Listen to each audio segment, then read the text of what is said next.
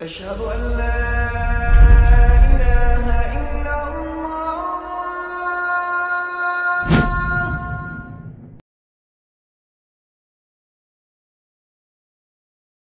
Raindrops media পরিবেশিত audio lecture series সিরাহ। এই সিরিজে আলোচিত হবে পৃথিবীর বুকে শ্রেষ্ঠতম মানুষ রাসূলুল্লাহ মুহাম্মদ সাল্লাল্লাহু আলাইহি ওয়াসাল্লামের জীবন কথা। ইন্নাল হামদালিল্লাহ ওয়াসসালাতু ওয়াসসালামু আলা রাসূলিল্লাহ ওয়া আলা আলিহি ওয়া আসহাবিহি ওয়া সাল্লামা তাসলিমান কাসীরান মাজিদান ইলা ইয়াউমিদ্দিন, আম্মা বা'দ। ওয়া ইজ জাআলনাল বাইতা মাসাবাতাল লিন-নাস, আমি কাবাকে করেছি মানুষের জন্য মাসাবাহ। সূরা বাকারা আয়াত 125। কাবার একটা অদ্ভুত সম্মোহনী শক্তি আছে, যে কাবাকে একবার দেখে সে বারবার সেখানে ফিরে যেতে চায়। তীব্র একটা টান তাকে আচ্ছন্ন করে রাখে। আল্লাহ সুবহানাহু ওয়া তাআলা বলেন, বাইতুল্লাহ হলো মাসাবাহ। মাসাবাহ মানে হচ্ছে সম্মিলন স্থল। কোনো বাচ্চা উট যখন খেলতে যায়, সে একটু পর পর তার মাকে দেখার জন্য ফিরে আসে। এই বিষয়টাকে বলে মাসাবাহ। কাবাঘর ঠিক তেমনই মানুষের জন্য মাসাবাহ। আল্লাহ সুবহানাহু ওয়া তাআলা ইব্রাহিম আলাইহিস সালামের দোয়ার কারণে মানুষের অন্তরে কাবার প্রতি একটা তীব্র ভালোবাসার সৃষ্টি করে দেন। যে এই ঘরে যাবে সে এর প্রেমে আটকে যাবে। আমরা এখন অবস্থান করছি হিজরি ৬ষ্ঠ বছরে। আজ থেকে প্রায় ৬ বছর আগে নবীজি সাল্লাল্লাহু আলাইহি ওয়াসাল্লাম কাবার শহর মক্কা ছেড়ে মদিনায় এসেছেন। প্রায় ৬ বছর কাবা থেকে দূরে থেকে রাসূলুল্লাহ সাল্লাল্লাহু আলাইহি ওয়াসাল্লামের মনে কাবার কাছে যাবার তীব্র বাসনা জেগে উঠল। তিনি একটা চমৎকার স্বপ্ন দেখলেন। নবীদের স্বপ্নের সাথে সাধারণ মানুষের স্বপ্নের পার্থক্য হচ্ছে, নবীদের স্বপ্ন সত্য স্বপ্ন। তারা যেটা দেখেন সেটা ঘটবেই। তিনি স্বপ্নে দেখলেন তিনি আর তার সাহাবীরা একসাথে কাবার চতুর্দিকে তাওয়াফ করছেন। তাওয়াফ শেষে কেউ কেউ মাথা মুন্ডন করছেন, আবার কেউ কেউ চুল ছেটে ছোট করছেন। স্বপ্ন দেখার পর রাসূলুল্লাহ সাল্লাল্লাহু আলাইহি ওয়াসাল্লাম মুসলিমদের এই স্বপ্নের কথা জানালেন। উমরা করার সিদ্ধান্ত নিলেন। সাহাবীদের তার সাথে উমরা করার আহ্বান জানালেন। মক্কা যাওয়ার জন্য আল্লাহর ঘরকে এক নজর দেখার জন্য সাহাবীরাও উতলা হয়ে উঠলেন। বিশেষ করে যারা মুহাজির সাহাবী ছিলেন, তারা খুব উৎসাহ বোধ করলেন। কারণ কাবার কাছেই তাদের জন্ম, সেখানে তারা বড় হয়েছেন। সবাই খুব আনন্দের সাথে উমরার প্রস্তুতি নেওয়া শুরু করলেন। ৬ষ্ঠ হিজরি যুলকাদা মাসের ১ তারিখ সোমবার নবীজি সাল্লাল্লাহু আলাইহি ওয়াসাল্লাম মক্কার পথে যাত্রা আরম্ভ করলেন। এই মাসে যুদ্ধ করা ছিল নিষিদ্ধ। আল্লাহ রাসূল সাল্লাল্লাহু আলাইহি ওয়াসাল্লামের ডাকে সাড়া দিলেন প্রায় ১৪০০ সাহাবী। এর মধ্যে কিছু মুসলিম বেদুইন গোত্রও ছিল। সবাই মিলে মক্কার উদ্দেশ্যে যাত্রা করলেন। জুল হুলাইফায় তারা ইহরাম বাঁধলেন। মদিনাবাসীদের জন্য মিকাত হচ্ছে জুল হুলাইফা, যেখান থেকে ইহরাম বেঁধে তারপর অগ্রসর হতে হবে। কোরবানির পশুগুলোর গায়ে চিহ্ন লাগিয়ে দিলেন। কোরবানির আগে পশুর গায়ে শনাক্তকরণ চিহ্ন দেয়া ছিল আরবের ঐতিহ্য। এই যাত্রায় নবীজি সাল্লাল্লাহু আলাইহি ওয়াসাল্লামের সাথে ছিল প্রায় ৭০টি উট। সফর শুরু হলো। রাসূলুল্লাহ সাল্লাল্লাহু আলাইহি ওয়াসাল্লাম ও তার সাথীরা তালবিয়া পাঠ করছেন, লাব্বাইক আল্লাহুম্মা লাব্বাইক। পুরোপুরি শান্তিপূর্ণ মেজাজে রাসূলুল্লাহ সাল্লাল্লাহু আলাইহি ওয়াসাল্লাম ও সাহাবীরা এগিয়ে চলেছেন। কোনো যুদ্ধংদেহী ভাব নেই। সবার সাথে শুধুমাত্র একটি তরবারি ছাড়া আর কোনো অস্ত্র নেই। এই অস্ত্র রাখাও ছিল আরবদের ঐতিহ্য মাত্র। অস্ত্র ছাড়া ভ্রমণ করার কথা আরবরা চিন্তাও করতে পারত না। যার অস্ত্র নেই তার সাথে একটা উটের কোনো পার্থক্য নেই। যুদ্ধের কোনো পরিকল্পনা ছিল না, বিধায় রাসূলুল্লাহ সাল্লাল্লাহু আলাইহি ওয়াসাল্লাম ইচ্ছে করেই কোনো ভারী অস্ত্রশস্ত্র সাথে রাখেননি। যুদ্ধে জড়ানোর কোনো ইচ্ছে না থাকা সত্ত্বেও রাসূলুল্লাহ সাল্লাল্লাহু আলাইহি ওয়াসাল্লাম অত্যন্ত সতর্ক ছিলেন। তিনি তাওয়াক্কুল করতেন, কিন্তু বেখেয়াল ছিলেন না। তিনি কোনো অনাকাঙ্ক্ষিত পরিস্থিতির সম্মুখীন হতে চাননি। এর আগের বছরেই কুরাইশদের তারা পরাস্ত করেছেন সত্যি, কিন্তু কুরাইশরা তখনও পুরোপুরি হার মানেনি। তারা এবার খায়বারের ইহুদির সাথে মুসলিমদের বিরুদ্ধে একটি জোট গঠনের চেষ্টা করছিল। রাসূলুল্লাহ সাল্লাল্লাহু আলাইহি ওয়াসাল্লাম বিষয়টি জানতেনও।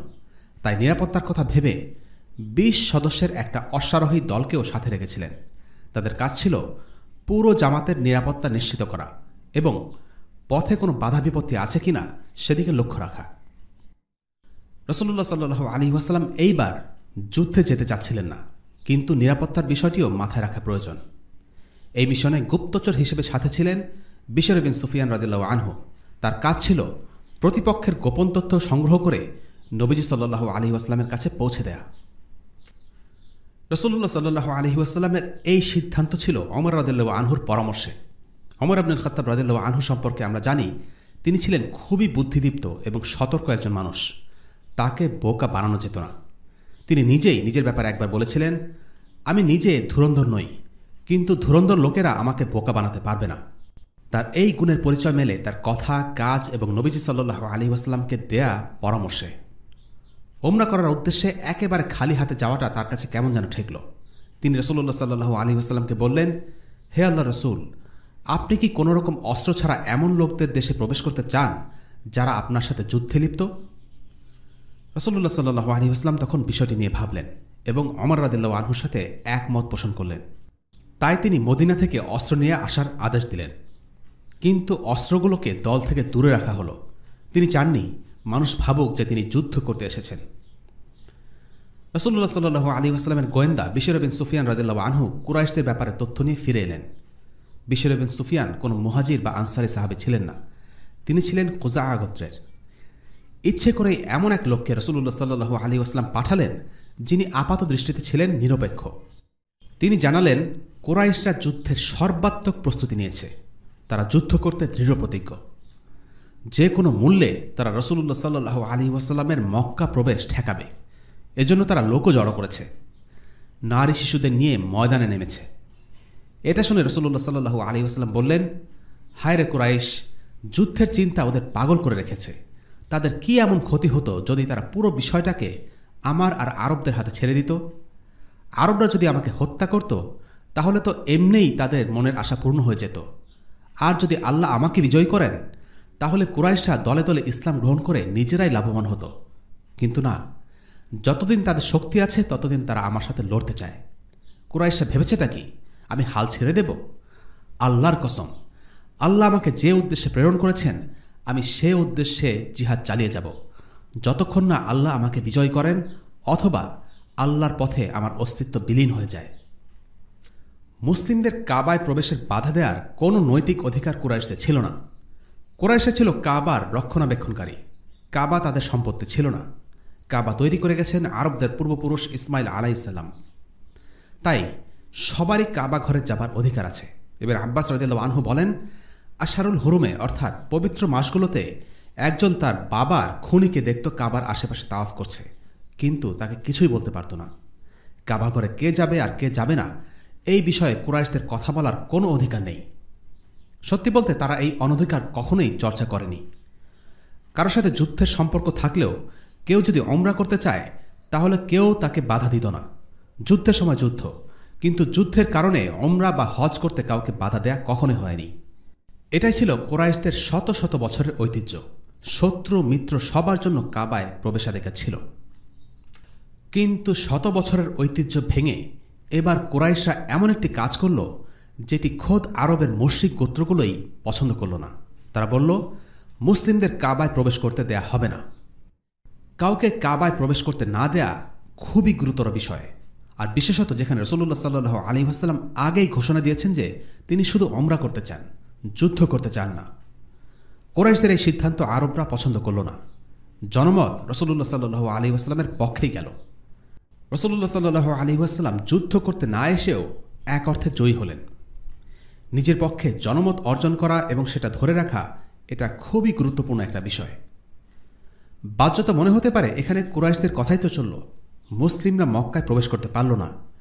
কিন্তু এই একগুঁয়েমি করে কুরাইশরা জনসমর্থন হারালো এবং মুসলিমদের প্রতি সবাই সহানুভূতি দেখালো। এখনকার ভাষায় পাবলিক রিলেশনে নবীজি সাল্লাল্লাহু আলাইহি ওয়াসাল্লাম এগিয়ে গেলেন। দেখতে দেখতে পরিস্থিতি ক্রমশই জটিল হয়ে উঠল। রাসূলুল্লাহ সাল্লাল্লাহু আলাইহি ওয়াসাল্লাম সাহাবীদের কাছে পরামর্শ চাইলেন কি করা উচিত। ইবনে কাসির রাহিমাহুল্লাহ তার তাফসীর গ্রন্থে এই ঘটনা সূরা ফাতহের তাফসীরে বিস্তারিত আলোচনা করেছেন। তাফসীরে ইবনে কাসিরে বর্ণিত আছে, রাসূলুল্লাহ সাল্লাল্লাহু আলাইহি ওয়াসাল্লাম বললেন, আমার সাহাবীরা, তোমরা কি মনে করো যারা আমাদের কাবায় পৌঁছতে বাধা দিচ্ছে তাদের ও তাদের পরিবারের বিরুদ্ধে আমাদের আক্রমণ চালানো উচিত? অন্য আরেক বর্ণনায় আছে, রাসূলুল্লাহ সাল্লাল্লাহু আলাইহি ওয়াসাল্লাম বললেন, তোমরা কি মনে করো যে যারা কুরাইশদের সাহায্য করছে তাদের পরিবারবর্গকে আমাদের আক্রমণ করা উচিত? তারা যদি আমাদের বাধা দিতে আসে তাহলে ওই মুশরিক বাহিনীকে আল্লাহ তাআলা ধ্বংস করে ফেলবেন, অথবা আমরা তাদেরকে চরম দুর্দশায় ফেলে দিব। অন্য আরেক বর্ণনায় আছে যে রাসূলুল্লাহ সাল্লাল্লাহু আলাইহি ওয়াসাল্লাম বলেছেন, তারা যেখানে জমায়েত হয়ে আছে সেখানে যদি তারা অবস্থান করে তাহলে তাদের জন্য তা হবে মনস্তাপ, দেশেহারা এবং বিপর্যয় কারণ। তারা তাদের পরিবারকে রক্ষা করতে চাইলে আল্লাহ সুবহানাহু ওয়া তাআলা তাদের ঘাড় থেকে দেহ বিচ্ছিন্ন করার ব্যবস্থা করবেন। অতএব আমরা কি কাবা ঘরের দিকে অগ্রসর হব এবং কেউ যদি আমাদের ওখানে পৌঁছাতে বাধা দেয় তাহলে তাদের সাথে যুদ্ধ করব? আবু বকর রাদিয়াল্লাহু আনহু বললেন, হে আল্লাহ রসুল, আপনার তো কাবা ঘরে তাওয়াফ করাই উদ্দেশ্য, কেউকে হত্যা করা কিংবা কারোর সাথে যুদ্ধ করা উদ্দেশ্য নয়। অতএব কাবা ঘরের উদ্দেশ্যে রওনা হন। যদি কেউ এই ব্যাপারে আমাদের বাধা দেয় তাহলে আমরা তার বিরুদ্ধে লড়াই করব। আবু বকর রাদিয়াল্লাহু আনহুর পরামর্শ নবীজি সাল্লাল্লাহু আলাইহি ওয়াসাল্লামের পছন্দ হল। এখানে বলা হচ্ছে আহাবিশ গোত্রের কথা, যারা কুরাইশদের সাথে যোগ দিয়েছিল মুসলিমদের উমরা ঠেকানোর জন্য। রাসূলুল্লাহ সাল্লাল্লাহু আলাইহি ওয়াসাল্লাম নিজে থেকে যুদ্ধে না জড়ানোর সিদ্ধান্ত নিয়ে অগ্রসর হলেন। এর একটু পরেই কুরাইশরা খালিদ ইবনুল ওয়ালিদ এবং ইকরামা বিন আবু জাহিলের নেতৃত্বে 200 সৈন্যের এক বাহিনী পাঠাল। খবর পেয়ে রাসূলুল্লাহ সাল্লাল্লাহু আলাইহি ওয়াসাল্লাম বিকল্প পথে অগ্রসর হবার সিদ্ধান্ত নিলেন, যেন খালিদ ইবন ওয়ালিদকে এড়াতে পারেন। তিনি তাদের ভয় পাচ্ছিলেন এমন নয়, বরং তিনি কোনোভাবেই এবার যুদ্ধে জড়াতে চাচ্ছিলেন না। ইবন কাসির থেকে বর্ণিত। এরপর তিনি বললেন, যেই পথে শত্রু সৈন্যরা অবস্থান নিয়েছে সেই পথ ছাড়া ভিন্ন পথে আমাদেরকে নিয়ে যেতে পারে এমন কি কোনো পুরুষ আছে? আবদুল্লাহ ইবন আবু বকর সূত্রে ইবন ইসহাক বর্ণনা করেন যে আসলাম গোত্রের জনৈক ব্যক্তি বলল, ইয়া রাসূলুল্লাহ, আমি পারব। ফলে তিনি পার্বত্য অঞ্চলের দুর্গম কঙ্করময় পথ দিয়ে তাদেরকে নিয়ে চললেন। এই দুর্গম গিরিপথ অতিক্রম করা ছিল মুসলিমদের জন্য একটা কঠিন কাজ। সেই পথ থেকে বের হয়ে সমতল ভূমিতে আগমন করলে রাসূলুল্লাহ সাল্লাল্লাহু আলাইহি ওয়াসাল্লাম বলেন, তোমরা সকলেই বলো নাস্তাগফিরুল্লাহ ওয়া নাতুবু ইলাইহি, অর্থাৎ আমরা আল্লাহর নিকট পানাহ চাই এবং তার কাছে তওবা করি, তার দিকেই প্রত্যাবর্তন করি। তারা সকলে তা বললে রাসূলুল্লাহ সাল্লাল্লাহু আলাইহি ওয়াসাল্লাম বললেন, এ হলো সেই হিত্তা বা ক্ষমা যা বনী ইসরায়েলের উপর পেশ করা হয়েছিল, কিন্তু তারা তা বলেনি। শেষ পর্যন্ত তারা মক্কার অদূরে হুদাইবিয়া নামের এক জায়গায় এসে উপস্থিত হলেন। হুদাইবিয়া থেকে মক্কার দূরত্ব ছিল মাত্র 1 দিনের, মক্কার বিপদসীমার ভেতরে। খালিদ ইবনুল ওয়ালিদ তখন তড়িঘড়ি করে বাহিনী নিয়ে মক্কায় ফিরে গেলেন। হুদাইবিয়ায় পৌঁছে নবীজি সাল্লাল্লাহু আলাইহি ওয়াসাল্লামের বিখ্যাত উট কাসওয়া হঠাৎ বসে পড়ল। অনেক পীড়াপিড়ি করেও তাকে ওঠানো যাচ্ছে না। সাহাবীরা মন্তব্য করলেন, কাসওয়া অবাধ্য হয়ে গেছে। কিন্তু রাসূল সাল্লাল্লাহু আলাইহি ওয়াসাল্লাম বললেন, না, কাসওয়া অবাধ্য হয়নি। অবাধ্যতা কাসওয়ার স্বভাব নয়। সে তার নির্দেশেই থেমেছে যিনি আব্রাহার হাতিগুলোকে থামার নির্দেশ দিয়েছিলেন। অর্থাৎ স্বয়ং আল্লাহর আদেশেই কাসওয়া বসে পড়েছিল। যখন আব্রাহা ও তার বাহিনী মক্কা আক্রমণ করতে চেয়েছিল তখন তার হাতিগুলো মাটিতে বসে পড়েছিল। অনেক ঠেলেও হাতিগুলোকে ওঠানো সম্ভব হয়নি। মুসলিমদের ক্ষেত্রেও একই ঘটনা ঘটল, উট বসে পড়ল। কিন্তু আব্রাহার বাহিনী ছিল কাফের বাহিনী, আর রাসূলুল্লাহ সাল্লাল্লাহু আলাইহি ওয়াসাল্লামের বাহিনী ছিল মুসলিম বাহিনী। সেই ক্ষেত্রে এই দুয়ের মাঝে পার্থক্য কি? ইবন হাজার আল আসকানী রাহিমাহুল্লাহ এই সম্পর্কে মন্তব্য করেছেন, আল্লাহ আজ্জা ওয়াজাল অতীত বর্তমান সবই জানেন। তিনি জানতেন যে মক্কার লোকেরা একসময় মুসলিম হবে, তাই তিনি অতীত এবং বর্তমানে কোনো সময়ই রক্তপাত হতে দেননি। আব্রাহার ক্ষেত্রে সেটি করেছেন আব্রাহার বাহিনীকে ধ্বংসের মাধ্যমে, আর হুদাইবিয়ার সময় তা করেছেন শান্তির দরজা উন্মোচনের মাধ্যমে। রাসূলুল্লাহ সাল্লাল্লাহু আলাইহি ওয়াসাল্লাম যদি সেদিন সামনে অগ্রসর হতেন তাহলে যুদ্ধ লেগে যেত, অনেক রক্তপাত হতে পারত। আল্লাহ সুবহানাহু ওয়া তাআলা কাসওয়াকে থামিয়ে দেওয়ার মাধ্যমে মুসলিমদের যুদ্ধে জড়ানো থেকে বিরত রেখেছিলেন। কাসওয়াকে বসে পড়তে দেখে রাসূলুল্লাহ সাল্লাল্লাহু আলাইহি ওয়াসাল্লাম বললেন, সেই সত্তা শপথ যার হাতে আমার প্রাণ, আমি কুরাইশদের যে কোনো প্রস্তাব গ্রহণ করতে রাজি আছি যতক্ষণ পর্যন্ত আল্লাহর মর্যাদা রক্ষিত হয়। রাসূলুল্লাহ সাল্লাল্লাহু আলাইহি ওয়াসাল্লাম শুরু থেকেই একটি বিষয় স্পষ্ট করতে চেয়েছেন, সেটা হলো তিনি এবার কুরাইশদের সাথে যুদ্ধ করতে আসেননি। তিনি যাত্রা শুরু করেছেন নিষিদ্ধ মাসে, সাথে কোনো অস্ত্রশস্ত্র রাখেননি। উমরার পশুগুলোর গায়ে দাগ লাগিয়েছিলেন যেন দেখেই বোঝা যায় এবার তারা শুধু উমরাই করতে চান। এরপরে রাসূলুল্লাহ সাল্লাল্লাহু আলাইহি ওয়াসাল্লাম আরও স্পষ্ট করে মুখে বলে জানিয়ে দিলেন যে তিনি এখন শান্তি চান এবং তিনি তাদের যে কোনো প্রস্তাব গ্রহণ করবেন। হুদাইবিয়াতে একটা কুয়া ছিল, কিন্তু সাহাবারা পানি পান করতে গিয়ে দেখলেন কুয়াটি খালি। তারা রাসূলুল্লাহ সাল্লাল্লাহু আলাইহি ওয়াসাল্লামকে জানালেন। রাসূল সাল্লাল্লাহু আলাইহি ওয়াসাল্লাম একটি তীর তাদের হাতে দিলেন, বললেন সেটিকে কুয়ায় নিক্ষেপ করতে। তীর নিক্ষেপ করতেই কুয়া থেকে কল কল করে পানি বের হতে শুরু করে। এটি ছিল আল্লাহ রাসূল সাল্লাল্লাহু আলাইহি ওয়াসাল্লামের আরও একটি মুজিজা। এই পর্যায়ে এসে দুই পক্ষের মধ্যে দূত প্রেরণ শুরু হয়। ইতিহাস গ্রন্থে দুই পক্ষ থেকেই একাধিক দূত প্রেরণের বর্ণনা এসেছে। এই দূত প্রেরণের উদ্দেশ্য ছিল একটা সমঝোতায় আসা। রাসূলুল্লাহ সাল্লাল্লাহু আলাইহি ওয়াসাল্লামের চাওয়া ছিল মুসলিমরা মক্কায় ওমরা করবে, আর কুরাইশরা চাচ্ছিল মুসলিমরা ওমরা করতে পারবে না, প্রয়োজনে তারা যুদ্ধ করবে। কিন্তু তারা এও বুঝতে পারছিল অস্ত্রের জোরে তারা নিজেদের অবস্থান দীর্ঘদিন ধরে রাখতে পারবে না। এই অবস্থা নিরসনের জন্য উভয় পক্ষ আলোচনার দরজা উন্মুক্ত করে দেয় এবং দূত পাঠানোর মাধ্যমে আলোচনা শুরু হয়।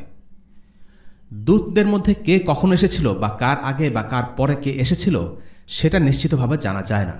তাই আমরা প্রথমে মুসলিমদের এবং পরে কুরাইশদের পক্ষ থেকে প্রেরিত দূতদের নিয়ে আলোচনা করব। মুসলিমদের পক্ষ থেকে প্রথম যাকে দূত হিসেবে পাঠানো হয়েছিল তিনি হলেন খাররাশ ইবনে উমাইয়া আল খুজাই। তবে তার অভিজ্ঞতা মোটেও সুখকর ছিল না। রাসূলুল্লাহ সাল্লাল্লাহু আলাইহি ওয়াসাল্লাম তার মাধ্যমে কুরাইশদের এই বার্তা পৌঁছাতে চাইলেন যে তারা যুদ্ধ করতে আসেননি, এসেছেন আল্লাহর ঘর তাওয়াফ করতে। খাররাশ উটের পিঠে চড়ে মক্কায় গেলেন, কিন্তু খাররাশ রাদিয়াল্লাহু আনহুর সাথে মক্কাবাসীর ব্যবহার ছিল অত্যন্ত রূঢ়। তারা তাকে কোনো কথাই বলতে দিল না। তারা তার উটকে মেরে ফেলে এবং তাকেও মেরে আধমরা করে ফেলে। একজন দূতের সাথে এরকম হীন আচরণ থেকে আমরা বুঝতে পারি কুরাইশদের মনের অবস্থা তখন কেমন ছিল। তাদের মধ্যে প্রচণ্ড হতাশা কাজ করছিল, যে কারণে তারা অস্থির হয়ে মারমুখী আচরণ করে। তারা মুসলিমদের সাথে যা করছে তা যদি সঠিক হতো তাহলে উদ্ভ্রান্তের মতো একজন দূতকে মারধর করার কোনো প্রয়োজন ছিল না। তারা শান্তভাবেই বিষয়টি সামাল দিতে পারত। নীতিগতভাবে তাদের অবস্থান যে সঠিক ছিল না সেটা নিজেরাও তারা বুঝতে পারছিল। তারাই এতকাল নিজেদের রীতিনীতি নিয়ে বড়াই করে আসছে, অথচ মুসলিমদের ওমরা করতে বাধা দিয়ে আজ তারাই তাদের রীতিনীতির প্রতি শ্রদ্ধাশীল থাকতে পারছে না।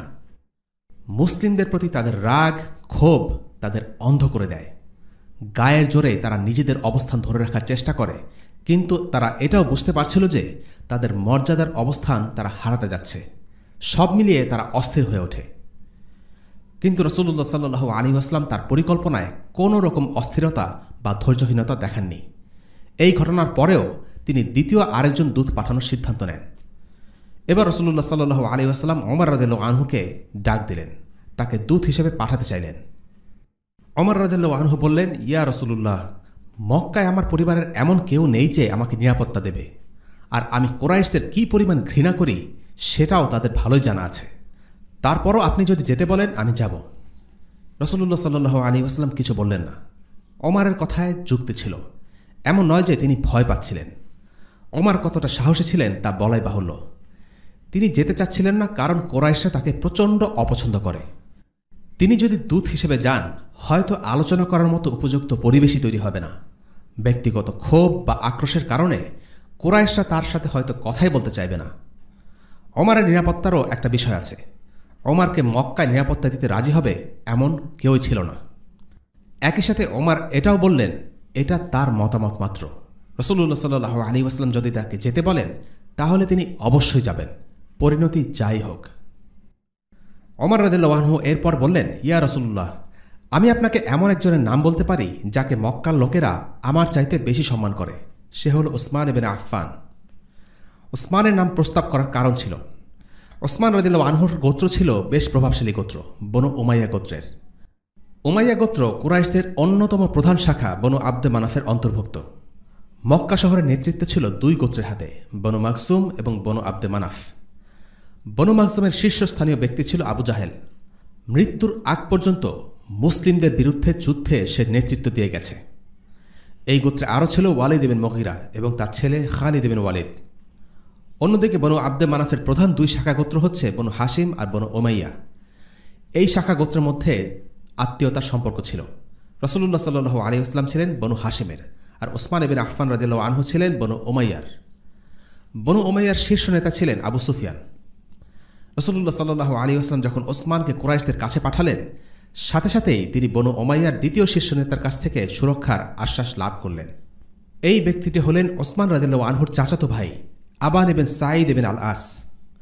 যদিও ওসমান ছিলেন মুসলিম, কিন্তু যেহেতু তিনি বনু উমাইয়ার লোক, তাই তারা তাকে নিরাপত্তা দিতে রাজি হল। আমরা বহুবার উল্লেখ করেছি আগে যে সে যুগে আরবে আত্মীয়তার সম্পর্ক ছিল সব কিছুর ওপরে। তাই ধর্মীয় শত্রুতা থাকলেও আত্মীয়তার সম্পর্কের কারণে তারা কিছুটা ছাড় দিত। উসমানের চাচাতো ভাই আবান নিজের উটের পিঠে করে উঠে কুরাইশদের সামনে গিয়ে ঘোষণা দিলেন যে এই লোকটিকে আমি আমার তরফ থেকে নিরাপত্তা দান করলাম। উসমান রাদিয়াল্লাহু আনহুর সফরের উদ্দেশ্য ছিল মূলত দুইটি। প্রথমত, এটা ঘোষণা করা যে মুসলিমরা কুরাইশদের সাথে যুদ্ধ করার জন্য মক্কায় আসেনি। আর দ্বিতীয়ত, মুমিন নরনারী যারা তখনও মক্কায় রয়ে গেছেন তাদেরকে রাসূলুল্লাহ সাল্লাল্লাহু আলাইহি ওয়াসাল্লামের আশ্বাসবাণী পৌঁছে দেয়া যে ইসলাম অবশ্যই বিজয়ী হবে। উসমান মক্কার ভেতর পুরো সময়টিকে কাজে লাগালেন। কুরাইশদের নেতৃস্থানীয় লোকদের সাথে আলোচনায় বসলেন, তাদেরকে বোঝানোর চেষ্টা করলেন মুসলিমদের অভিপ্রায়। কিন্তু কুরাইশরা গো ধরেই থাকল। তাদের এক কথা, তোমাদের আমরা মক্কায় ঢুকতে দেব না, বলেছি তো দেব না। উসমান রাদিয়াল্লাহু আনহু মক্কার জনগণের কাছে গেলেন, তাদের উদ্দেশ্য করে বললেন, আমাকে আল্লাহ রসুল সাল্লাল্লাহু আলাইহি ওয়াসাল্লাম পাঠিয়েছেন যেন তোমাদেরকে আল্লাহ আর ইসলামের পথে ডাকি, যেন তোমরা ইসলাম ধর্ম গ্রহণ করো। আল্লাহ ইসলামকে বিজয় দান করবেন এবং তার রসুলকে সম্মানিত করবেন। তোমরা আমাদের ছেড়ে দাও যেন অন্যদের সাথে যুদ্ধ করতে পারি।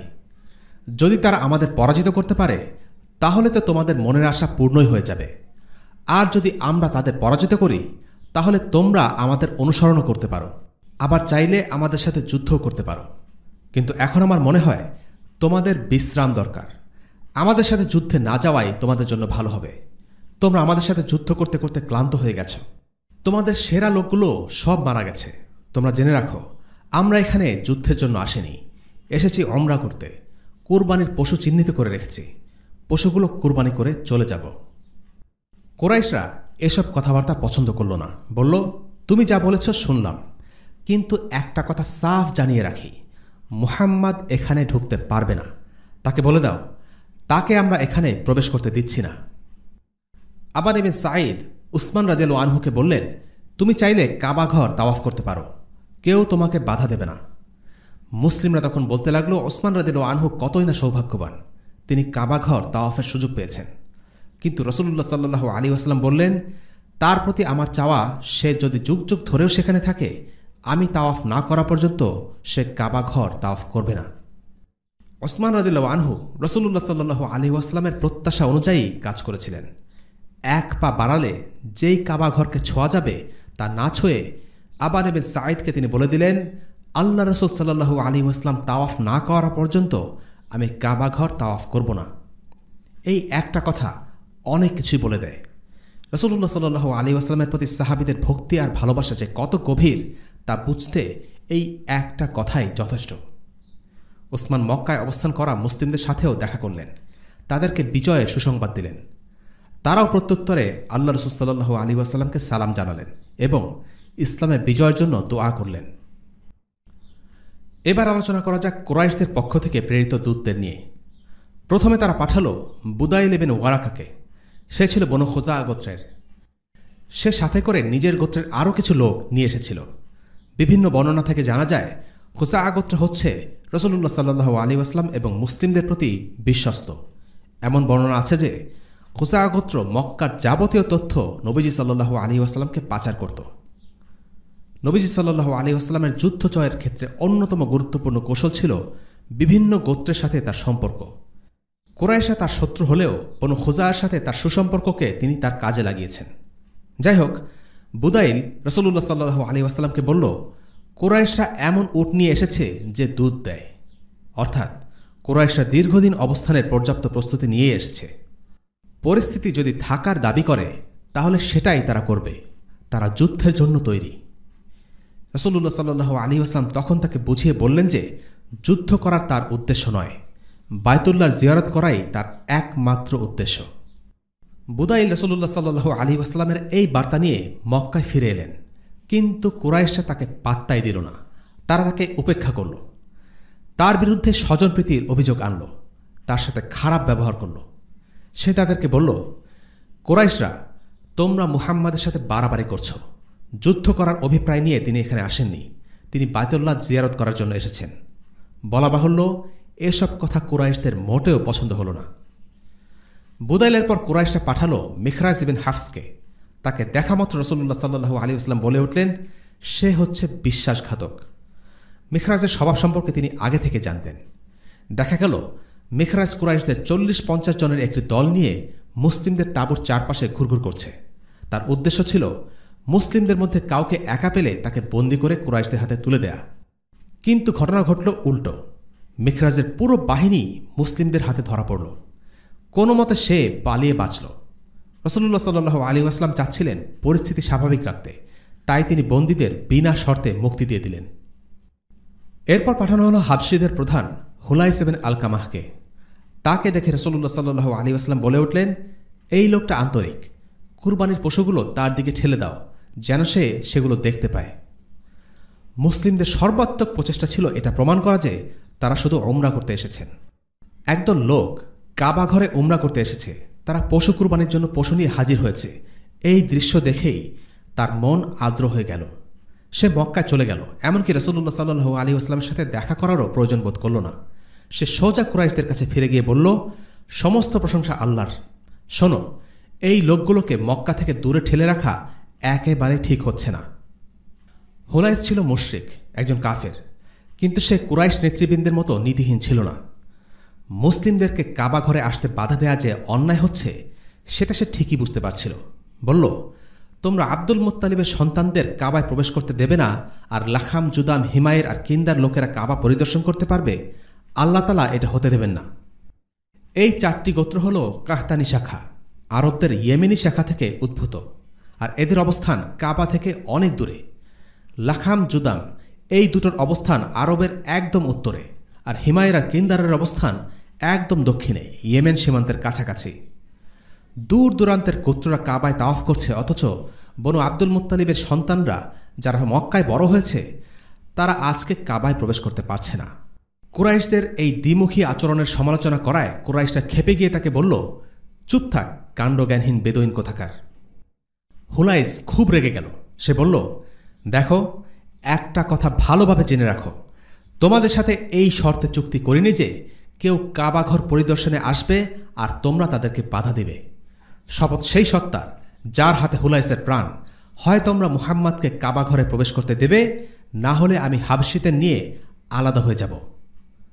কুরাইশরা তখন অবস্থা বেগতিক দেখে তাকে বলল, আচ্ছা আচ্ছা ঠিক আছে, তুমি শান্ত হও, দেখে কি করা যায়। কুরাইশদের সব প্রচেষ্টা একে একে ব্যর্থ হতে লাগল। তারা যাকেই পাঠায় প্রত্যেকেই মুসলিমদের উমরা করতে দেওয়ার পক্ষে মত দিতে থাকে। তাদের মন মতো কাউকে তারা পাচ্ছিল না। বিষয়টি খেয়াল করলেন উরওয়া ইবনে মাসউদ। উরওয়া ছিলেন তাইফের একজন বিশিষ্ট ব্যক্তি, রাজনীতিতে অভিজ্ঞ, কূটনীতিতে সিদ্ধহস্ত। সে বুঝতে পেরেছিল জনমত মুসলিমদের পক্ষে, কুরাইশদের একগুঁয়েমিতে কাজ হবে না। অবস্থার হাল ধরতে সে নিজেই এগিয়ে গেল। কুরাইশদের উদ্দেশ্য করে বলল, তোমরা কি আমার পিতা নও? তারা বলল, হ্যাঁ। আমি কি তোমাদের ছেলে নই? উরওয়া ছিলেন তাইফের, কিন্তু তার মা ছিলেন কুরাইশী। কুরাইশরা বলল, হ্যাঁ, তুমি আমাদের ছেলে। বলো, আমার বিরুদ্ধে কি তোমাদের কোনো অভিযোগ আছে? কুরাইশরা বলল, না, নেই। ওকাজের ঘটনা মনে আছে? আমি কি সে সময় তোমাদের পক্ষ নেইনি? কুরাইশরা বলল, হ্যাঁ, নিয়েছ। এসব কথাবার্তা মনে করিয়ে দিয়ে সে কুরাইশদের কাছে আস্থা অর্জন করে নিল। কুরাইশরাও দেখল যে তাইফের হলেও উরওয়া তো তাদের পক্ষেরই লোক, তার উপর ভরসা করা যায়। এবার তারা তাকে দূত হিসেবে নিযুক্ত করল। উরওয়া ইবনে মাসউদ রাসূলুল্লাহ সাল্লাল্লাহু আলাইহি ওয়াসাল্লামের কাছে গেল। তার উদ্দেশ্য রাসূলুল্লাহ সাল্লাল্লাহু আলাইহি ওয়াসাল্লামকে মনস্তাত্ত্বিকভাবে দুর্বল করে দেয়া, বর্তমানের পরিভাষায় যাকে বলে সাইকোলজিক্যাল ওয়ারফেয়ার বা মনস্তাত্ত্বিক যুদ্ধ। রাসূলুল্লাহকে উদ্দেশ্য করে বলল, মুহাম্মদ, ধরে নিলাম তুমি তোমার স্বজাতিকে যুদ্ধে পরাজিত করলে। আচ্ছা, তুমি কি কখনো এমন আরবদের কথা শুনেছ যে নিজ জাতিকে ধ্বংস করেছে? আর যদি কুরাইশদের হাতে তুমি পরাজিত হও, তাহলে আল্লাহ শপথ করে বলছি, তুমি যে কাপুরুষ লোকগুলোকে জড়ো করেছ এরা একটাও তোমার পাশে থাকবে না, সবকটা তোমাকে ছেড়ে পালাবে। উরওয়া তার বক্তব্যকে এমনভাবে সাজালো যেন রাসূলুল্লাহ সাল্লাল্লাহু আলাইহি ওয়াসাল্লামই হচ্ছেন অপরাধী আর কুরাইশরা সাধু, যেন রাসূলুল্লাহ সাল্লাল্লাহু আলাইহি ওয়াসাল্লাম এসেছেন যুদ্ধ করতে আর কুরাইশরা চায় শান্তি। অথচ ঘটনা ছিল পুরোই উল্টো। রাসূলুল্লাহ সাল্লাল্লাহু আলাইহি ওয়াসাল্লাম এসেছেন শান্তিপূর্ণভাবে উমরা করতে, আর কুরাইশরা তাকে বাধা দিচ্ছিল। বর্তমান সময়ে আমরা দেখি পশ্চিমা শক্তি ঠিক এভাবেই তাদের বক্তব্যকে সাজায়। তাদের ভাবটা এমন যেন মুসলিমরা হলো সন্ত্রাসী আর তারাই শান্তিকামী, অথচ বাস্তবতা হলো সন্ত্রাসের বিরুদ্ধে যুদ্ধের নামে পশ্চিমারাই মুসলিম ভূমিগুলোতে দখলদারিত্ব চালাচ্ছে এবং লুটপাট সন্ত্রাস ধ্বংসযজ্ঞ করে আসছে। আর আমরা অনেক মুসলিমরাও তাদের এই তথাকথিত শান্তিকামিতার গল্পে বিশ্বাস করে বসে আছি। যাই হোক, উরওয়া ইবনে মাসউদের কথা থেকে আরেকটা বিষয় স্পষ্ট, সে ইসলামকে বিচার করছিল জাহিলিয়াতের দৃষ্টিভঙ্গি থেকে। আরবদের সমাজ ছিল গোত্রভিত্তিক, তাদের কাছে গোত্র পরিচয়টা ছিল সব।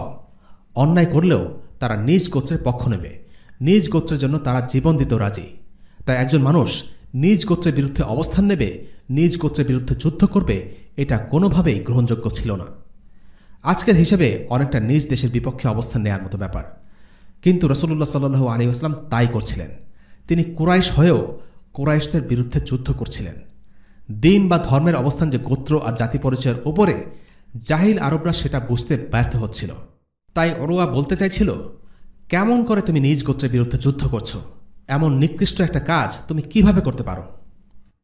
উরওয়ার জাহিলি দৃষ্টিভঙ্গি আরও একটা ব্যাপার বুঝতে ব্যর্থ হয়েছিল, সেটা হলো মুসলিমদের ঐক্যের ভিত্তি। সাহাবারা ছিলেন বিভিন্ন গোত্র থেকে আগত। সেখানে যেমন সম্মানিত কুরাইশ বংশের লোক ছিল, তেমনি ছিল আওস গোত্র, খাজরাজ গোত্র, ছিল আসলাম এবং গিফারের মতো নিচু শ্রেণীর গোত্র। এই গোত্রগুলোকে উরওয়া তৃতীয় শ্রেণী অথবা থার্ড ক্লাস গোত্র বলে মনে করত। তার ধারণা ছিল মানুষ শুধু নিজ গোত্রের জন্যই যুদ্ধ করে, কিন্তু একজন মুসলিম যুদ্ধ করে তার দ্বীনের জন্য, আদর্শের জন্য। গোত্র পরিচয় এখানে মুখ্য নয়, বরং উঁচু নিচু সকল গোত্রের মানুষকে ইসলাম সমতলে আনতে পেরেছে। কারণ এই বন্ধন হল ঈমানের বন্ধন, জাতীয় বা গোত্রীয় বন্ধন থেকে তা অনেক বেশি শক্তিশালী। রাসূলুল্লাহ সাল্লাল্লাহু আলাইহি ওয়াসাল্লামের প্রতি সাহাবীদের ভালোবাসা কত নিখাদ আর গভীর, উরওয়া তখনও সেটা টের পায়নি। তাই সে খোঁচা মেরে বলতে চাইছিল, বিপদে পড়লে তোমার সঙ্গী সাথীরা তোমাকে ফেলে পালিয়ে যাবে। বলা বাহুল্য, এই কথাটি ছিল খুবই অপমানজনক। আবু বকর রাদিয়াল্লাহু আনহু পাশে ছিলেন। এই কথা শুনে তিনি প্রচণ্ড ক্ষেপে গেলেন। উরওয়াকে বললেন, যা ভাগ এখান থেকে, তুই গিয়ে তোদের দেবী আল্লাহর লজ্জাস্থান চোষ। আমরা আল্লাহ রসুলকে ছেড়ে পালিয়ে যাব? এই আমরা তাকে পরিত্যাগ করব? হ্যাঁ, লজ্জাস্থান চোষার এই কথাটি ছিল আরবে প্রচলিত একটি গালি। আবু বকর রাদিয়াল্লাহু আনহু এমনিতে শান্তশিষ্ট মানুষ ছিলেন, কিন্তু উরওয়ার এই কথায় তিনি শান্ত থাকতে পারলেন না, একেবারে গালি দিয়ে বসলেন। রাসূলুল্লাহ সাল্লাল্লাহু আলাইহি ওয়াসাল্লাম শুনলেন, কিছুই বললেন না। উরওয়া গালি হজম করে নিয়ে বলল, অতীতে তুমি আমাকে একবার উপকার করেছিলে আবু বকর, সেটা আমার শোধ করা হয়নি। তা না হলে আজকে তোমার এই কথার উচিত জবাব দিয়ে দিতাম। উরওয়াকে একবার 100 উট রক্তপণ দিতে হয়েছিল, কিন্তু রক্তপণ আদায়ের সামর্থ্য তার ছিল না। আবু বকর রাদিয়াল্লাহু আনহু তখন উরওয়াকে 10টি উট দিয়ে সাহায্য করেছিলেন। এটা জাহিলিয়াতের যুগের কথা, এই কারণে উরওয়া আবু বকরকে কিছু বলল না। উরওয়া ইবনে মাসউদ ছিলেন একজন ঝানু রাজনীতিবিদ। কথার জোরে তিনি প্রতিপক্ষের মনোবল গড়িয়ে দিতে চাইছিলেন। তিনি আজে বাজে বকার লোক ছিলেন না, তার প্রতিটি কথার পেছনে চিন্তার ছাপ ছিল। তিনি মুসলিমদের মনস্তাত্ত্বিক দুর্বলতাগুলোকে খুঁজে বের করতে চেয়েছেন, যেন কথার লড়াইয়ে এগিয়ে থাকতে পারেন। একদিকে তিনি রাসূলুল্লাহ সাল্লাল্লাহু আলাইহি ওয়াসাল্লামকে মানসিকভাবে দুর্বল করে দিতে চাচ্ছিলেন, এই বলে যে নিজ গোত্রের সাথে তুমি কিভাবে যুদ্ধ করছো, আর অন্যদিকে সাহাবীদের গোত্র ভিন্নতার দিকে আঙ্গুল তুলে তাদের কাপুরুষ আখ্যা দিয়ে রাসূলুল্লাহ আর সাহাবীদের মাঝে দূরত্ব সৃষ্টি করতে চাইছিলেন। পেশাদার রাজনীতিকের মতো তার কথায় আত্মবিশ্বাসের সুস্পষ্ট ছাপ, কিন্তু এসবের কিছুই মুসলিমদের টলাতে পারল না। উল্টো উরওয়াই আবু বকরের আচরণ দেখে ফাটা বেলুনের মতো চুপসে গেল। এর মধ্যে ঘটল আরও একটি ঘটনা। সমঝোতার আলোচনা চলাকালীন সময়ে উরওয়া আল্লাহ রাসূল সাল্লাল্লাহু আলাইহি ওয়াসাল্লামের দাড়ি স্পর্শ করছিলেন। এটা সে যুগের জন্য খুবই স্বাভাবিক একটি ঘটনা। দেহরক্ষী হিসেবে রাসূলুল্লাহ সাল্লাল্লাহু আলাইহি ওয়াসাল্লামের মাথার কাছে ছিলেন আল মুগীরা ইবনে শুবা রাদিয়াল্লাহু আনহু। ব্যাপারটা তার মোটেও পছন্দ হল না। উরওয়াকে দাড়ি ধরতে দেখে আল মুগীরা তার সাথে তলোয়ারের বাট দিয়ে উরওয়ার হাতে আঘাত করে বললেন, তোমার ওই হাত আল্লাহ রসুলের দাড়ি থেকে সরিয়ে রেখো, বেশি দেরি করলে ওই হাত তোমার কাছে আর ফেরত যাবে না। উরওয়া হতভম্ব হয়ে গেল। কেউ তার সাথে এমন রূঢ় আচরণ করতে পারে তার বিশ্বাসই হচ্ছিল না। কে এভাবে তার সাথে কথা বলল সেটাও বোঝার উপায় নাই, কারণ আল মুগীরা ইবনে শুবা রাদিয়াল্লাহু আনহু ছিলেন আপাদমস্তক বর্মে ঢাকা। উরওয়া রাসূলুল্লাহ সাল্লাল্লাহু আলাইহি ওয়াসাল্লামকে জিজ্ঞেস করলেন, কে এই লোক? তোমার বাহিনীতে এত রুক্ষ লোক আর একটিও দেখিনি। রাসূলুল্লাহ সাল্লাল্লাহু আলাইহি ওয়াসাল্লাম মুচকে হেসে বললেন, এই হচ্ছে তোমার ভাতিজা আল মুগিরা ইবনে শুবা।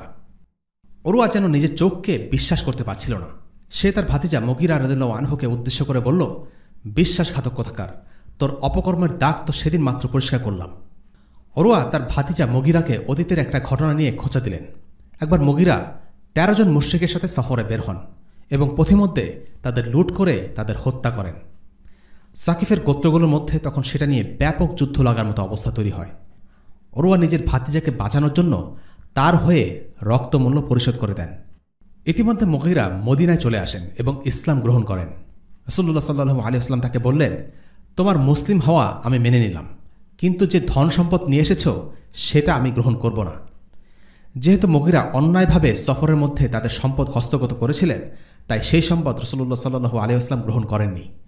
একই সাথে তিনি মুশরিকদের কাছে এই বিষয় নিয়ে কোনো ক্ষমাও চাননি। এখানে লক্ষ্য করার বিষয় হচ্ছে, ইসলাম মানুষের চরিত্রকে কি অদ্ভুতভাবে বদলে দেয়।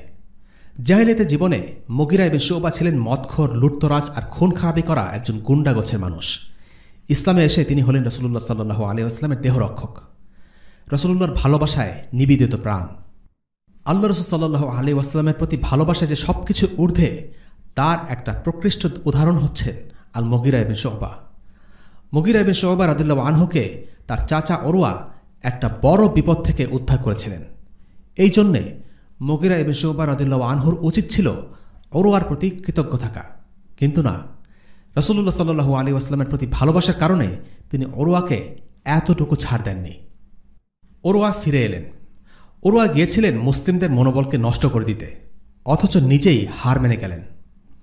ইসলাম আর মুসলিমদের ব্যাপারে এক নতুন ধারণা নিয়ে ফিরে এলেন। একটু আগেও যে উরওয়া চড়া সুরে রাসূলুল্লাহ সাল্লাল্লাহু আলাইহি ওয়াসাল্লামের সাথে হম্বিতম্বি করছিলেন, সেই উরওয়া যখন কুরাইশদের কাছে এলেন, তখন তার সুর একেবারে বদলে গেল। তিনি কুরাইশদের উদ্দেশ্য করে বললেন, হে কুরাইশ, আমি আমার জীবনে পারস্যের বাদশাহ কিসরাকে দেখেছি, রোমের সম্রাট কায়সারকে দেখেছি রাজা নাজ্জাশীকে। আল্লাহর কসম করে বলছি, মুহাম্মাদের অনুসারীরা তাকে যেভাবে সম্মান করে, এমনটা আমি আর কোথাও দেখিনি। তিনি শুধু একটা কাজের কথা বলেন, সঙ্গে সঙ্গে তার অনুসারীরা ঝাঁপিয়ে পড়ে সেই কাজ করে ফেলে।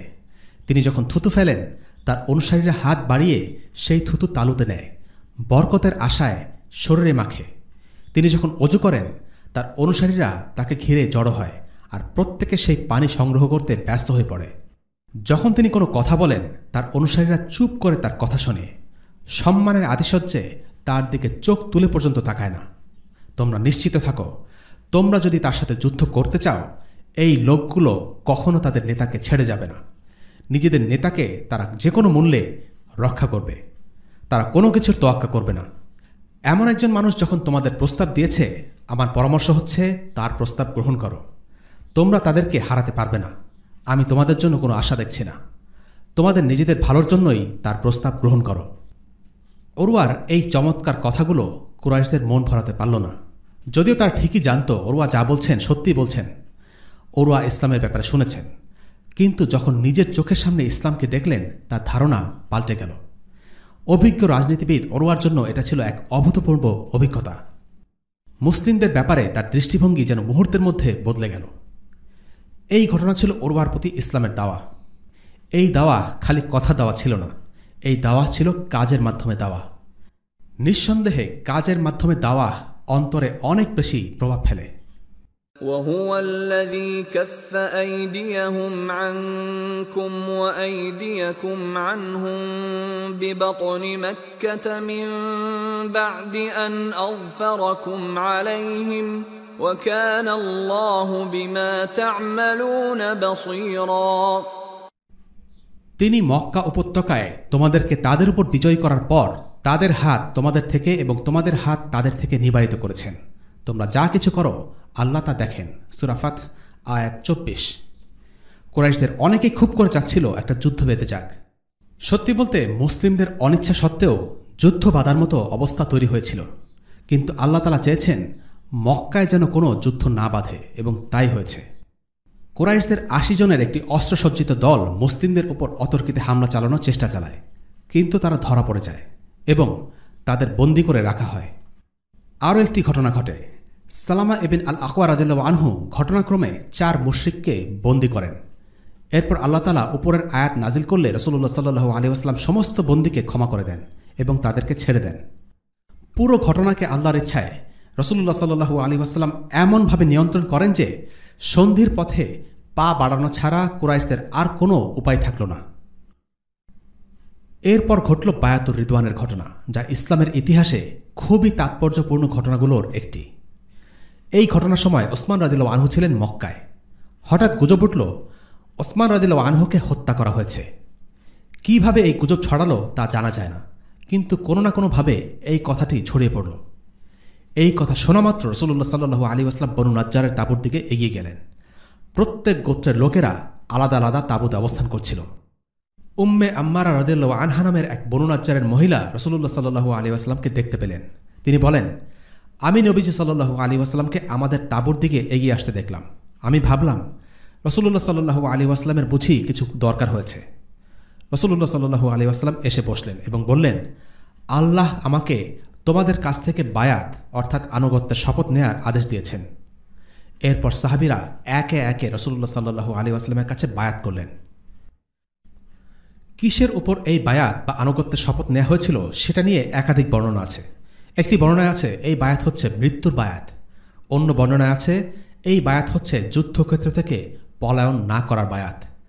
তৃতীয় বর্ণনা বলছে এই বায়াত ছিল রাসূলুল্লাহ সাল্লাল্লাহু আলাইহি ওয়াসাল্লামের অন্তরে যা আছে তার প্রতি বায়াত। এই বর্ণনাগুলো থেকে এটা প্রতীয়মান হয় যে সাহাবীরা জানতেন না নবীজি কী চান। তারা না জেনে সেই জিনিসের উপরেই বায়াত দিয়েছেন। সেক্ষেত্রে এই বায়াতের অর্থ দাঁড়ায় আমরা শপথ করছি যে আল্লাহ রাসূল সাল্লাল্লাহু আলাইহি ওয়াসাল্লাম আমাদের যা করতে বলবেন আমরা তাই করব। এই বায়াতকে বলা হয় বায়াতুর রিদওয়ান। রিদওয়ান মানে হচ্ছে সন্তুষ্টি। এই বায়াতের পর আল্লাহ মুসলিমদের উপর তার সন্তুষ্টি প্রকাশ করেছিলেন, কারণ এই বায়াতে যারা অংশ নিয়েছেন তারা প্রত্যেকে ঈমানের পরীক্ষায় উত্তীর্ণ হয়েছিলেন। যদিও এই বায়াতের কারণে কোনো যুদ্ধ হয়নি, কিন্তু মুসলিমরা এই যুদ্ধে অংশ নেওয়ার জন্য দৃঢ়প্রতিজ্ঞ ছিলেন এবং তাদের ঈমানের পরিচয় দিয়েছিলেন, যেই কারণে এর মর্যাদা এত বেশি। এই বায়াত নেওয়া হয়েছিল বনু নাজ্জারের তাঁবুর সামনে। বনু নাজ্জার ছিল আল খাজরাজের অন্তর্ভুক্ত। সম্পর্কের দিক থেকে রাসূলুল্লাহ সাল্লাল্লাহু আলাইহি ওয়াসাল্লামের মায়ের দিকে আত্মীয়। তারা ছিল রাসূলুল্লাহ সাল্লাল্লাহু আলাইহি ওয়াসাল্লামের খুব কাছের, বলা যেতে পারে রাসূলুল্লাহ সাল্লাল্লাহু আলাইহি ওয়াসাল্লামের ব্যক্তিগত সৈন্যবাহিনীর মতো। রাসূলুল্লাহ সাল্লাল্লাহু আলাইহি ওয়াসাল্লাম মদিনায় হিজরত করার সময় প্রথমে মদিনার উপকণ্ঠে কুবায় যাত্রা বিরতি করেন। সেখানে তিনি ছিলেন বনু আমর ইবনে আউফ গোত্রের সাথে। মদিনায় প্রবেশ করার পর তিনি থেকেছেন বনু নাজ্জারদের বাড়িতে। বনু নাজ্জারের লোকেরা রাসূলুল্লাহ সাল্লাল্লাহু আলাইহি ওয়াসাল্লামকে ঘিরে রেখেছিল। তার সুরক্ষার জন্য তারা সেদিন তলোয়ার দিয়ে রাসূলুল্লাহ সাল্লাল্লাহু আলাইহি ওয়াসাল্লামের চারদিকে দাঁড়িয়েছিল। তাই বায়াতের রিদওয়ান নেয়ার জন্য তিনি বনু নাজ্জারের তাঁবুর সামনেই গিয়েছিলেন। উম্মে আম্মারা রাদিয়াল্লাহু আনহার বর্ণনায়, আমার স্বামীর বায়াত দেওয়ার সময় তার হাতে তলোয়ার ধরা ছিল, কারণ এটা হচ্ছে মৃত্যুর বায়াত। এই দৃশ্য দেখে আমার কোমরবন্ধনীর সাথে একটি ছুরি বেঁধে যুদ্ধের জন্য প্রস্তুত হয়ে গেলাম। তখন যদি আমার সামনে কোনো লোক যুদ্ধ করতে আসত, তাহলে আমি তার শরীরে ছুরি ঢুকিয়ে দিতাম, ছুরির বাট দিয়ে তাকে আঘাত করতাম। আল্লাহ রাসূলের মহিলা সাহাবীরাও এমনই সাহসিকতার অধিকারী ছিলেন। তিনি যুদ্ধের জন্যে রাসূলুল্লাহ সাল্লাল্লাহু আলাইহি ওয়াসাল্লামের জন্যে জীবন উৎসর্গ করতে এক মুহূর্তের মধ্যে প্রস্তুত হয়ে গেলেন, যেই কাজটি করতে আজকের অনেক পুরুষরাও আমতা আমতা করবে।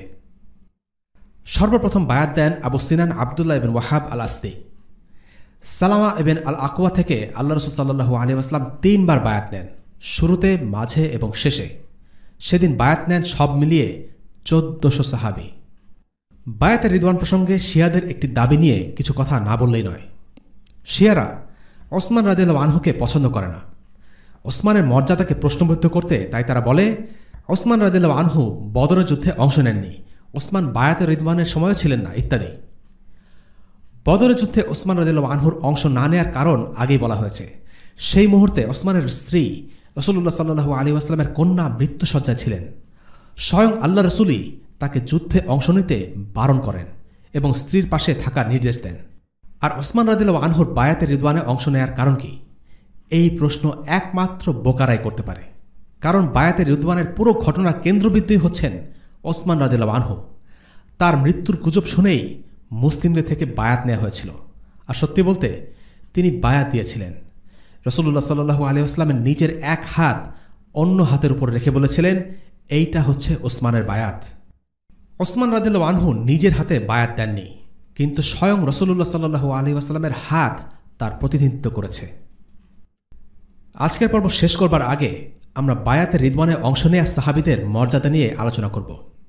ইন্নাল্লাযীনা ইউবাইউনাকা ইন্নামা ইউবাইউনাল্লাহা ইয়াদুল্লাহি ফাওকা আইদিহিম ফামান নাকাসা ফাইন্নামা ইয়ানকুসু আলা নাফসিহি ومن أوفى بما عاهد عليه الله فسيؤتيه أجرا عظيما।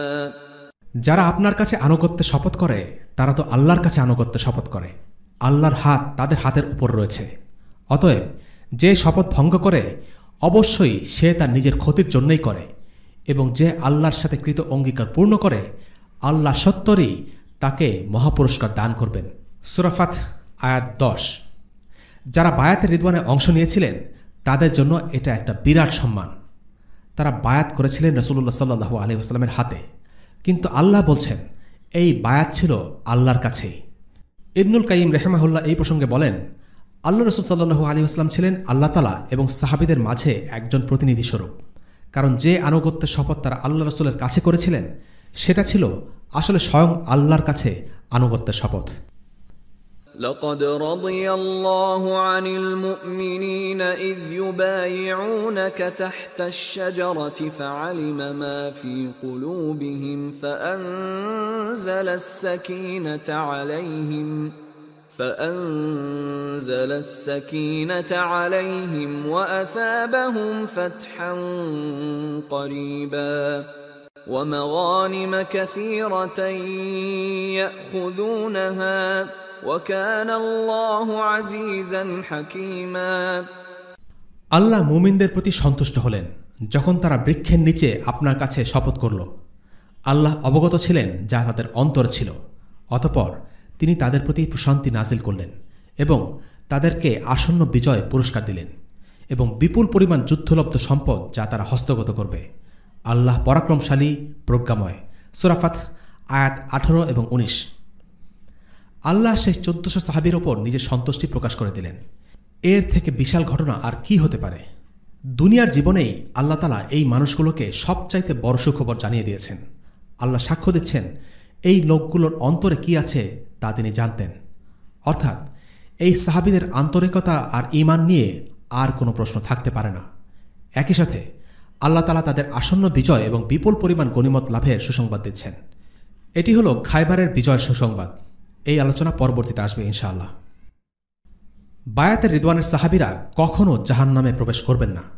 জাবির বিন আব্দুল্লাহ রাদিয়াল্লাহু আনহু থেকে বর্ণিত, আল্লাহ রাসূল সাল্লাল্লাহু আলাইহি ওয়াসাল্লাম হাফসা রাদিয়াল্লাহু আনহাকে বলেছেন, ইনশাআল্লাহ গাছের নিচে যারা বায়াত করেছিল তারা কেউই জাহান্নামে প্রবেশ করবে না। ইমাম আন-নাওয়াবীর মতে এখানে ইনশাআল্লাহ বলার অর্থ আল্লাহর বরকতের আশা করা, সন্দেহ পোষণ করা নয়। অন্য আরেকটি হাদিসে আছে, যারা বায়াতের রিদওয়ানে অংশ নিয়েছে তাদের সবাইকে ক্ষমা করে দেয়া হয়েছে, শুধুমাত্র লাল উটের মালিককে ছাড়া। এই লাল উটের মালিক হচ্ছে যায়েদ ইবনে কায়েস। বায়াত দেওয়ার ভয়ে সে রাসূলুল্লাহ সাল্লাল্লাহু আলাইহি ওয়াসাল্লাম থেকে নিজেকে আড়াল করে রেখেছিল। মর্যাদা অনুযায়ী ভাগ করা হলে প্রথমে আসবে সেই 10 জন সাহাবী যাদের জান্নাতের সুসংবাদ দেওয়া হয়েছিল। তারপর হচ্ছে সেসব সাহাবী যারা বদরের যুদ্ধে অংশ নিয়েছিলেন, আর তারপর হচ্ছেন বায়াতের রিদওয়ানে অংশগ্রহণকারী সাহাবীরা। তারা মানবজাতির শ্রেষ্ঠ ব্যক্তিবর্গ। বায়াতের রিদওয়ানের এই ঘটনা প্রমাণ করে যে মুসলিমরা তাদের শুধুমাত্র একজন সাথীর জন্যও যুদ্ধ করতে এবং মৃত্যুবরণ করতে একতাবদ্ধ। এই ঘটনা আমাদের শিক্ষা দেয় যে মুসলিম উম্মার বৈশিষ্ট্য কেমন হওয়া উচিত। শরীরের একটি অংশ ব্যথা পেলে সমস্ত শরীরেই সেই ব্যথা সংক্রমিত হয়। সেজন্যই পুরো 1400 লোকের মুসলিম বাহিনী দাঁড়িয়ে গিয়েছিল শুধুমাত্র একজন মানুষের জন্য। পরে জানা গেল যে ওসমান রাদিয়াল্লাহু আনহু জীবিত আছেন। তার মৃত্যুর ঘটনাটি ছিল গুজব মাত্র, কিন্তু তারপরও এই ঘটনাটি ইসলামের ইতিহাসে এক অনন্য সাধারণ ঘটনা হয়ে আছে। এই বায়াতের ঘটনা অনন্য সাধারণ এই কারণে যে এর মাধ্যমে ইসলাম এবং রাসূলুল্লাহ সাল্লাল্লাহু আলাইহি ওয়াসাল্লামের জন্য সাহাবীরা মৃত্যুর শপথ নিয়েছিলেন। তারা শেষ পর্যন্ত লড়াই করার ব্যাপারে প্রতিজ্ঞাবদ্ধ হয়েছিলেন। বায়াতের ঘটনা মক্কার মুশরিকদের অন্তরে প্রবল ভীতির সৃষ্টি করেছিল। তারা আতঙ্কগ্রস্ত হয়ে পড়ে। বায়াত দেয়া শেষ হলে রাসূলুল্লাহ সাল্লাল্লাহু আলাইহি ওয়াসাল্লাম সবার উদ্দেশ্যে বললেন, তোমরা হচ্ছ এই পৃথিবীর শ্রেষ্ঠ মানুষ। আজকের পর্ব এতটুকুই। পরের পর্বে আমরা আলোচনা করব কিভাবে এবং কি কি শর্তের ভিত্তিতে মুসলিমদের সাথে কুরাইশদের সন্ধি বা শান্তি চুক্তি সম্পাদিত হল। ওয়াসাল্লাল্লাহু আলা সাইয়্যিদিনা মুহাম্মাদিন ওয়া আলা আলিহি ওয়া আসহাবিহি ওয়া সাল্লাম। আলহামদুলিল্লাহি রাব্বিল আলামিন। আসসালামু আলাইকুম ওয়া রাহমাতুল্লাহি ওয়া বারাকাতুহু। রেইনড্রপস মিডিয়ার অন্যান্য প্রজেক্ট সম্পর্কে জানতে ভিজিট করুন www.raindropsmedia.org অথবা ফেসবুক পেজ www.facebook.com/raindropsmedia অথবা ইউটিউব চ্যানেল www.youtube.com/raindropsmediaorg2015